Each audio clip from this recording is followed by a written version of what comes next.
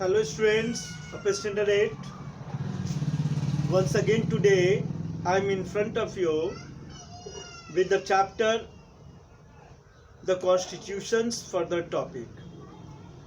Right, dear students, in last video we just explained about the making of the Indian Constitution. Right? Today I will discuss you with a few features of Indian Constitution. Right? What are the special features which makes Indian Constitution just unique from the other countries' constitution? And if we talk about the previous lectures, that during the time of the making of Indian Constitution, what were the different circumstances of our country, just keep in mind, and on that basis our constitution was prepared. As I told you in last video that about 2-3 years just taken by the Constituent Assembly to complete it, and after that a vast and longest constitution was prepared for the diverse country of our India. Right? So let us recall few of the things of the previous videos, that how Indian Constitution was prepared, that there was formation of a Constituent Assembly in which 299 members from different regions of our country, representing different community, different language, different culture, different social sectors, right? As the representative from every sections be just part of this assembly, and they can raise their issues for formation of Indian Constitution. As in Indian Constitution, the welfareness and need of every community be just mentioned. Right? Now, in Constituent Assembly, there was body of leaders, right, and had a huge task of framing constitution for country. जो ये 299 members थे, वो 299 members के ऊपर पूरी country की जिम्मेवारी थी, जिससे कि सभी कम्युनिटी का रिप्रेजेंटेशन कॉन्स्टिट्यूशन में हो सके. ठीक है, जो कि अपने अपने हित का, अपने कम्युनिटी का और एवरी रीजन जो कंट्री है उसके वेलफेयरनेस इश्यूज को उसमें क्या किया जाए, शामिल किया जाए. ठीक है, तो ये जो ह्यूज टास्क था, वो क्या क्या ह्यूज टास्क था हम लोगों ने डिस्कस किया था कि डाइवर्सिटी एंड नेशनल यूनिटी, कैसे पूरी कंट्री की डाइवर्सिटी को मेंटेन कर रखते हुए हमारी यूनिटी बनी रहे. ठीक है, इंडिया एज ए नेशन के रूप में हमारी आइडेंटिफिकेशन हो, लेकिन हमारी डाइवर्सिटी की जो ब्यूटी है वो ब्यूटी पर किसी तरह का कोई कॉम्प्रोमाइज ना हो, किसी तरह का कोई अल्टरेशन और किसी तरह की कोई चेंजिंग करने की जरूरत ना पड़े. सेकेंड थिंग जो था, due to 200 years of the British exploitative ruling, what happened, the economical conditions or the social condition of the country was completely decayed. So it was the challenges for the leaders that how can the socio and economical conditions of peoples be improved as the poverty and unemployment, like different problems be just overcome from our society. Right? तो दूसरा जो था कि देश की सामाजिक और आर्थिक विकास कैसे किया जाए, सोशियो इकोनॉमिकल डेवलपमेंट कैसे किया जाए, और जो तीसरा इम्पॉर्टेंट था कि कैसे डिफरेंट कंट्री जो डायनेस्टिक रूलिंग में बटे हुए कंट्री जो रीजन्स थे उन सारे राजा महाराजाओं को ख़त्म करके और उसके साथ साथ बहुत सारे बहुत सारे जो प्रिंसली स्टेट्स थे जिनको कि अभी भी आज़ादी इस रूप में मिली थी कि वो अगर अपने साम्राज्य बिना राजा के अपने एरिया का रूलिंग वो खुद भी कर सकते थे। तो उन सारे को कैसे यूनाइट किया जाए, ये सारे चैलेंजेस था। आप लोग शायद पढ़े होंगे, सुने भी होंगे कि सरदार वल्लभ भाई पटेल ये प्रिंसली स्टेट्स को इंडिया में ऐड करने में, और जो 3 राज्य जो था, 3 इंडिपेंडेंट स्टेट जो था, जैसे हैदराबाद का निजाम हो, जूनागढ़ हो, ठीक है, और और जम्मू एंड कश्मीर हो, ये तीनों को इंडिपेंडेंटली बना दिया गया था कि आप अपनी रूलिंग को खुद करें।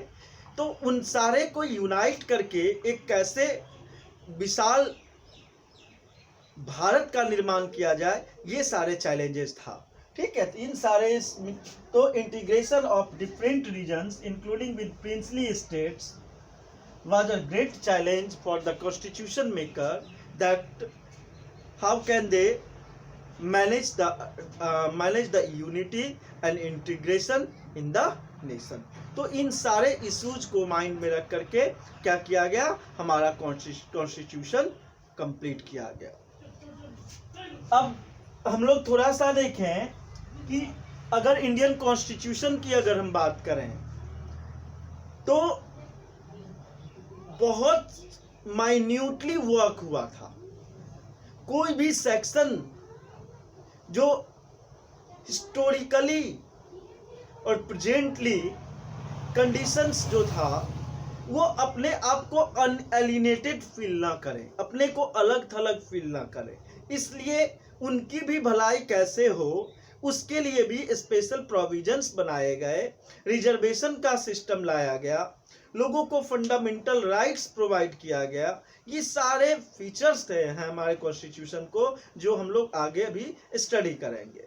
ठीक है, तो by this way we can say it was completing the formation of the constitution. Now the much more important things, that what are the key features of Indian Constitution. This is very important for examination point of view and your knowledge point of view both.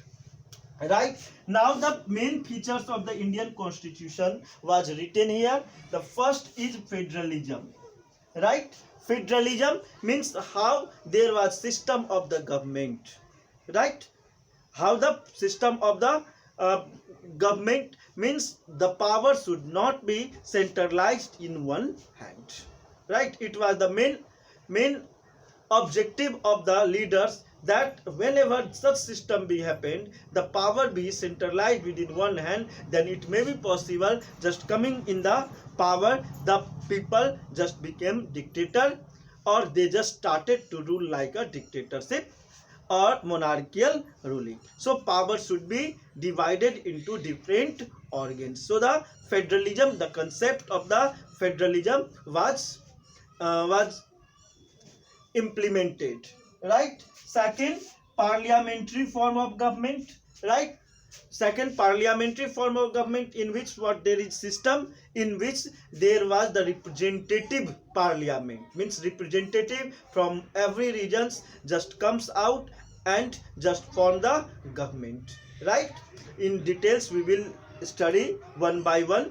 Right, next, separation of the power should not be centralized. Right, as I told you in federalism. Right, because now there should be the interdependency of the different organs of the government, as power was just divided into the legislative, executive and judiciary, and every organs are independent and just depend and coordinated with other organs of the government. ठीक है, तीसरा जो था वो क्या था, separation of power को अलग अलग कर दिया गया, और उस जिस पावर को इंडिविजुअल ऑर्गन्स अपने पावर्स को क्या कर सकते थे, एंजॉय कर सकते थे, और दूसरे उसमें इंटरफेयर नहीं कर सकते थे। अगला टॉपिक, अगला जो होगा, जो एक की फीचर्स हमारे इंडियन कॉन्स्टिट्यूशन का है, वो फंडामेंटल राइट्स। राइट, इसमें कि बहुत सारे कुछ 6 फंडामेंटल राइट्स दिए गए थे, हालांकि बाद में ऐड करके 2 और फंडामेंटल राइट टू इंफॉर्मेशन और राइट टू एजुकेशन को भी ऐड कर दिया गया है 2005 और 9 में। तो ये फंडामेंटल राइट्स की फीचर्स है इंडियन कॉन्स्टिट्यूशन के। वो राइट है पीपल का जिस राइट के बल पे उनको मतलब विशेष मतलब पावर मिल जाता है। और उतना ही नहीं, फंडामेंटल राइट्स के वायलेशन के केस में वो जो है गवर्नमेंट की जिम्मेवारी दी गई है कि they should keep protection of the fundamental right just given to the citizens of the country. Right apart from DPSP, मतलब इसके अलावा जो पीपल्स को, सिटीजन्स को राइट दिया गया है, राइट्स के अलावा उनको कुछ रिस्पॉन्सिबिलिटी भी दिया गया है जिसको directive principle of state policies के नाम से भी जानते हैं। हालांकि फंडामेंटल ड्यूटीज को कंपलसरी नहीं किया गया है, लेकिन फिर भी ये रिस्पॉन्सिबिलिटी, क्योंकि राइट्स और रिस्पॉन्सिबिलिटी दोनों साथ साथ चलते हैं। Rights and responsibility just go hand by hand. जहां पर आपके अधिकार है वहां पे कुछ कर्तव्य है, और जहां पर आप कर्तव्य नहीं करेंगे तो आप अधिकार का डिमांड नहीं कर सकते हैं। इसलिए it is said in the right said that the rights and responsibility just go hand in hand. Now the next topic, next feature is secularism. In the eye of the government, in the eye of the state, or in the eye of the nation, there is not priority of any religion. Every peoples of the country, every citizens of the country will be given the independency to celebrate or follow their own religion and expand their religion also. अपने धर्म की स्वतंत्रता, धार्मिक स्वतंत्रता भारत में दी गई है, जिसमें कोई भी व्यक्ति किसी भी धर्म को मान सकता है, अपने धर्म का प्रचार प्रसार कर सकता है, ठीक है। और धार्मिक मामलों में सरकार का और नेशन का कोई इंटरफेरेंस नहीं होगा। सरकार के नज़र में, गवर्नमेंट के नज़र में और नेशन के नज़र में सभी धर्मों को समान रूप से रिस्पेक्ट दी जाएगी। तो ये सारे इश्यूज हैं, हम लोग एक एक करके हम सारे फीचर्स को हम लोग देखेंगे। इससे पहले कि हम लोग फीचर्स को देखें, हम लोग अगले वीडियो में पहले थोड़ा सा प्रीएम्बल्स को जानेंगे। प्रीएम्बल्स क्या होता है? Preambles is the summary of Indian constitution. पूरे भारत का जो कॉन्स्टिट्यूशन बनाया गया है उस पूरे का आप मिरर के रूप में देख सकते हो, एक शॉर्ट समरी के रूप में देख सकते हो कि किन किन मुद्दाओं को माइंड में रख करके, किन किन आइडियोलॉजीज को माइंड में रख करके इंडियन कॉन्स्टिट्यूशन प्रिपेयर किया गया था। तो डियर स्टूडेंट्स, अगले वीडियो में हम लोग देखेंगे after about the preamble. Thank you, have a nice day.